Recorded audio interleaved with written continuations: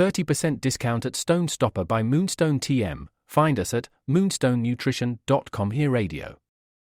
Stone Stopper by Moonstone TM is a doctor-developed, science-backed kidney health solution with 30 MEq of alkali citrate to prevent kidney stones. Available in powders and capsules. Enjoy an exclusive discount with my promo code moonstonenutrition.com. Here Radio to get 30% discount. Other shows we have for you to enjoy at myclassicradio.net. The Avengers was most certainly not a household name in South Africa prior to the radio series. With no national television service until 1976, the mechanism simply was not present in the country to show television programs to mass audiences. While many other countries reveled in the filmed adventures of John Steed and company, South Africa was not equipped to join in the fun. The series took Britain by storm and made a major impression in the American markets, being that greatest of rarities, a British series given a network transmission slot. However, as a film series, rather than a videotaped one, The Avengers was able to gain a modicum of exposure in South Africa through film rentals. Come and listen at myclassicradio.net.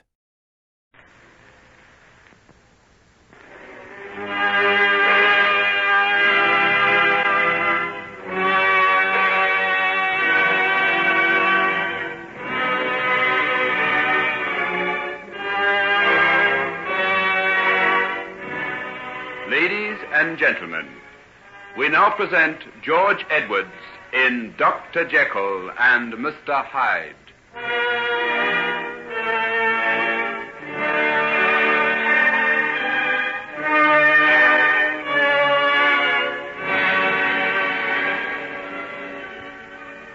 When did she first begin to show signs of this lameness?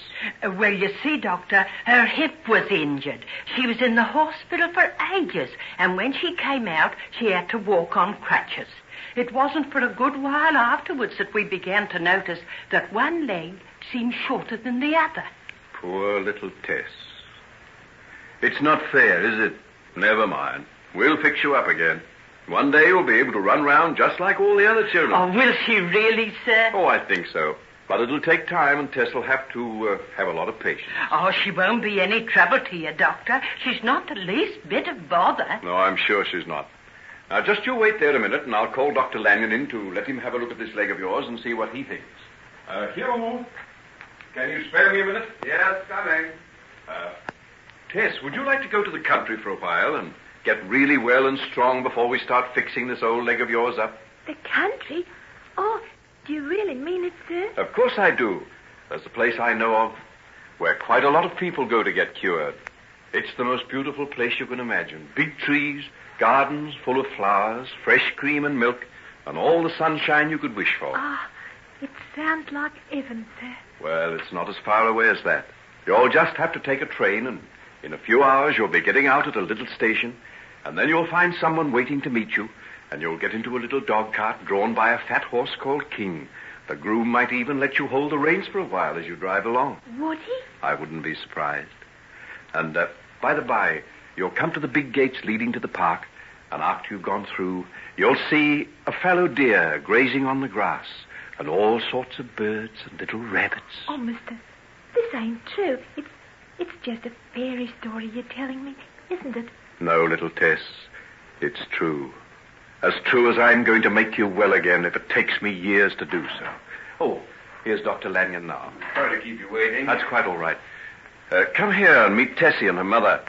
Tessie had an accident. It's made her a little lame. Now, Tess, walk across the room, will you, dear? Let Dr. Lanyon see the way you walk. Contraction of the femur. What happened? Did you have a fall? No, sir. It was the way she was knocked about. Knocked about? What do you mean? A man knocked her down in the street and beat her and trampled on her. They say it was that Edward Hyde who done the murder a while ago. Edward Hyde? How do you know? Some of the neighbors seen him, and they say the description's just the same. Small and ugly and sort of deformed. You couldn't mistake him. Edward Hyde. Are we never to be free from this devil's work? Well, at least we can do what we can to set it right. We'll start with Tess, and then I'm going to try and find the other people who's been injured and do what I can for them. From what I can hear of him, he'll have a task beyond the power of one man. If one man can do the evil, surely another can undo it. At least let me try.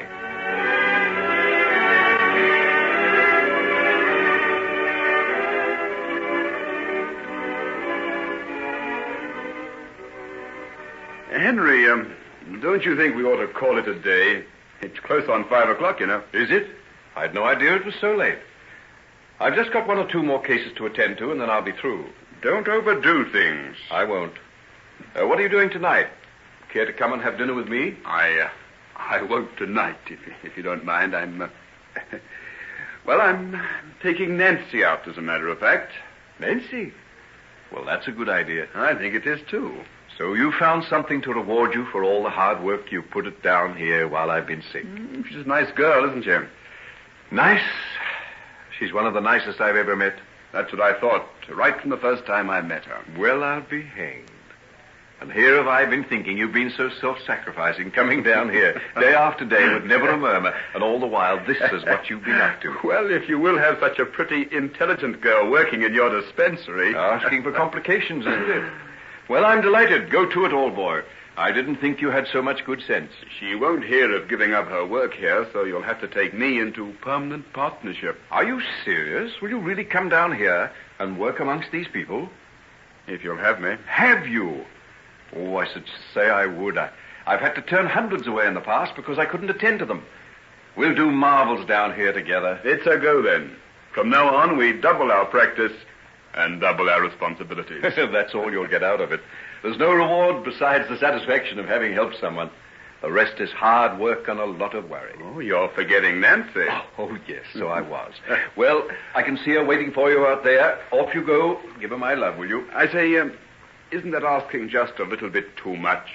With that romantic-looking head of snow-white hair, you're irresistible, you know. Clear out or I'll throw this dish of disinfectant over you. All right. Isn't it time you were going home, Doctor? Oh, hello, nurse. I didn't see you there. I was wondering where you'd got to. I was doing the last of the sterilizing. But we haven't finished for the day. What about that man and woman I noticed in the waiting room? Oh, neither of them was urgent. I told them to come back in the morning. You did, eh? And who are you, Nurse Peters, to go giving instructions in this clinic? If you can't tell when you've had enough, it's time someone else started to give orders. We've only just got you back again after nearly 3 months' illness. It's not going to happen a second time. Oh, it won't. I promise you that. You know, if you insist on working 12 and 14 hours a day like you did before, it will. Don't look so severe. Anyhow, you've been neglecting me. What about my afternoon tea? Neglecting you? Didn't I have it ready at 4 o'clock and no one to drink it? 4 o'clock? What was I doing then? You got a call to go to Mrs. Prentice, and off you went. Just got there in time, too. Why these women will leave everything to the last minute, I can't understand. What was it? Boy, weighed nearly 8 pounds. How do they do it on the rotten food they eat? You might call in and see if she's all right if you're passing on your way home. She'll be all right. It's her 5th, isn't it? I've lost count. She will have, too, in another few years. Well, what about tea? You want it now? Of course. Don't you think I deserve it? If you got what you deserved, it would be more than a cup of tea, Doctor. Anyway, we'll start with that. Now, how about strawberry jam? Any left? I put it all away. Not a single jar has been touched since you've been ill. Suppose I had never come back. Would you have buried it with me? Oh, don't. But it's quite a good idea. The Chinese do, you know, to provide for the spirit world. But perhaps I wouldn't have gone to the place where food seems very important. I wish you wouldn't talk that way.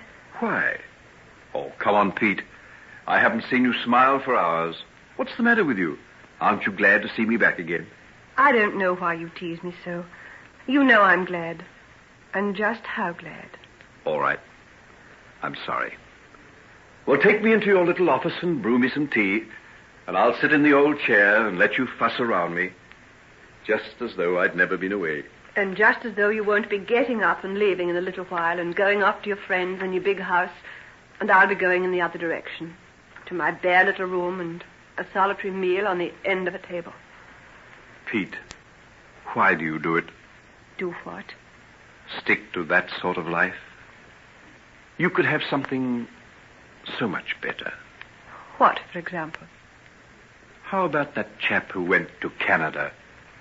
You still hear from him, don't you? I do. Well. Why don't I go out and marry him, you mean? Didn't I make that clear to you a long while ago? Oh, but that's just madness, Pete. I know it is.